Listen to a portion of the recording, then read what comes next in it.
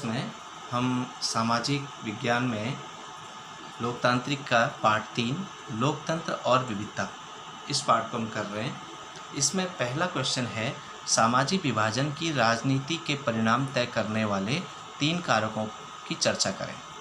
तो ये चर्चा यहाँ पर देखिए, हम हम ये पहले समझते हैं कि सामाजिक विभाजन क्या है, सामाजिक विभाजन किसे कहते हैं। तो इसमें तब हम जाके इसके 3 कारकों पर चर्चा करेंगे। देखिए, हमारा समाज में विभिन्न तरह के लोग रहते हैं, कई जाति, कई धर्म, कई क्षेत्रीय बोल भाषा, हर चीज़ में अंतर, पहनावा, खान पान में अंतर भी रहता है। अब अगर हम उसको एक विशेष मुद्दा बनाकर उस चीज़ को अगर हम लड़ने झगड़ने लगें तो उससे हमारे समाज में बंटवारा हो जाएगा, समाज बढ़ जाएगा और हो सकता है इससे देश का विभाजन भी हो सके। तो ये एक बहुत बड़ा व्यापक अपना असर दिखा सकता है। इसलिए इसी कारक पर चर्चा करनी है। तो सामाजिक विभाजन यानी समाज बढ़ जाता है, जिसमें देश भी बढ़ जाता है। इस राजनीति को जो तय करते हैं वो 3 कारक कौन कौन से हो सकते हैं, उन पर चर्चा करनी है।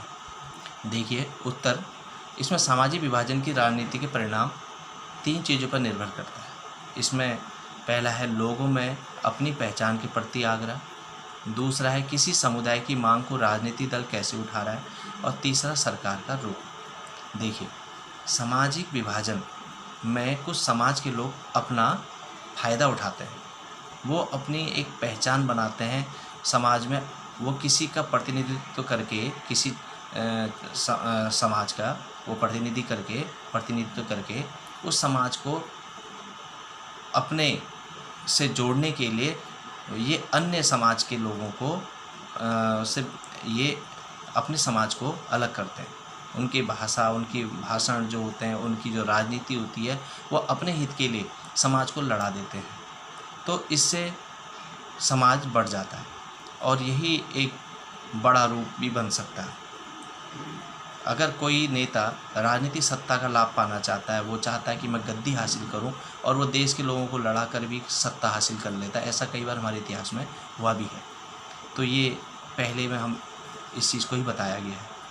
तो इसको हम लिखेंगे तो इस तरह से लिखेंगे, यहाँ पर जब व्यक्ति पहले भारतीय, फिर किसी प्रदेश या किसी क्षेत्र या भाषा या समूह या धार्मिक या सामाजिक समुदाय का सदस्य मानकर अपनी पहचान बनाना चाहता है, यानी अपना लाभ लेना चाहता है, तो वह इस कारक में आता है।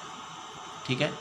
दूसरा बिंदु इसका है, किसी समुदाय की मांगों को राजनीतिक दल कैसे उठा रहा है। देखिए, अगर कहीं पर किसी समुदाय की राजनीतिक दल द्वारा कोई मांग उठाई जा रही है तो वो कितनी गहरी है और वो उनकी सोच किस तरह की है, वो किस तरह से अपनी मांग को आगे उठा रहे हैं। अगर उनका मांग उठाने का ढंग गलत है तो वह भी समाज को बांट सकता है, और अगर मांग उठाने का ढंग समाज के हित के लिए है तो वो तो लाभकारी रहेगा। लेकिन अगर समाज का विभाजन कर सकती है उनकी मांग, तो वो हानिकारक हो सकती है। तो इसके लिए लिखेंगे, राजनीतिक लाभ लेने हेतु इस तरह की मांगों को उठाकर भी एक कारक इसको माना जा सकता है। तीसरा देखिए, सरकार का रुख। सरकार जो ये देश के अंदर सरकार को लगता है कि समस्या गंभीर नहीं है तो वो सामाजिक विभाजन की स्थिति नहीं बनने देगी, वो संभाल लेगी। अगर जब सरकार को लगेगा कि अब हमारे बस की नहीं है और जब उसमें काफ़ी हानि होने की संभावना होती है तो फिर समाज का विभाजन हो जाता है। तो ये सरकार का रुख किस तरह का है, क्या चाहती है सरकार और सरकार को क्या समझ में आ रहा है, तो वही चीज़ सरकार इन मांगों पर क्या प्रतिक्रिया व्यक्त करती है, यह भी एक कारक है। यानी 3 कारक सबसे महत्वपूर्ण हैं जो सामाजिक विभाजन की राजनीति के परिणाम को तय करती हैं। ये हमारा क्वेश्चन पहला पूरा हुआ। अब हम आ जाते हैं दूसरे क्वेश्चन में। दूसरा जो क्वेश्चन है हमारा, इसमें देखिए, सामाजिक अंतर कब कैसे सामाजिक विभाजन का रूप ले लेता है। देखिए, हमारे समाज में मैंने बताया था कि विभिन्न जाति के लोग हैं, विभिन्न धर्म के लोग हैं, कई तरह की पहनावा है, खान पान है, भाषाएँ हैं, कहीं काले गोरे हैं, कहीं काले लोग हैं, कहीं गोरे लोग हैं। तो समाज में कहीं ना कहीं भिन्नता होती है। अगर हम इस भिन्नता को खाली एक सीमित दायरे तक ही सोचें, उसको ज़्यादा आगे ना बढ़ाएं, मानसिक संकीर्णता ना बढ़ाएं अपनी, तो वह एक सामाजिक अंतर बन के ही रहेगा। वो समाज का अंतर बन के ही रहेगा और वो उससे आगे नहीं बढ़ेगा। जब सामाजिक अंतर को जब मानसिक रूप से दिमाग में बैठा लिया जाता है तो एक सामाजिक विभाजन भी बन सकता है। जब यह जाति विभेद या धार्मिक विभेद या कोई भी ये जब एक बड़े व्यापक रूप में बन जाता है और जब इसमें एक घृणा उत्पन्न होने लगती है तो वह विभाजन भी बन सकता है। देखिए, समाज में जन्म, लिंग, रंग, जाति, धर्म की विभिन्नताएं विद्यमान होती हैं और लोग राजनीतिज्ञों, राजनीतिक दलों एवं सरकार की संकीर्ण मानसिकता उसे सामाजिक विभाजन का रूप प्रदान कर देती है। अफ्रीका में कालों से गोरे लोगों घृणा करते थे, जो जाति विभेद सामाजिक विभाजन का कारक बन सकता है। देखिए, मैंने यहाँ पर 2 चित्र बनाए हैं, इसको समझिए। ये हमारी फुटबॉल है, ये फुटबॉल है, इसमें काला और सफ़ेद चमड़ा इसमें लगा हुआ है। ये एक बहुत अच्छा भी लग रहा है और डिज़ाइन सही लग रहा है। ये एक सामाजिक अंतर है। अगर इसमें ये मान लो कि ये गोरे लोग हैं और ये काले लोग हैं, किसी राष्ट्र के 2 तरह के लोग हैं, तो ये ऐसे मिले हुए हैं तो इसमें कोई दिक्कत नहीं है। लेकिन जब ये काले और गोरों में मतभेद हो जाए और वो बढ़ जाएँ, काले एक साइड हो जाएँ, गोरे एक साइड हो जाएँ, तो वो ऐसे एक विभाजन की रेखा खींच देते हैं बीच में, ऐसे बंटवारा हो जाता है, एक राष्ट्र बढ़ सकता है ऐसे। तो ये सामाजिक अंतर है और ये सामाजिक विभाजन है, ये इसमें अंतर, यही इसमें अंतर भी है। और इसमें परीक्षा में आता है सामाजिक विभाजन और सामाजिक अंतर में क्या है, दोनों को समझाइए। तो ये दोनों यहाँ पर हमने समझाया है, इसको और विस्तार से समझिए।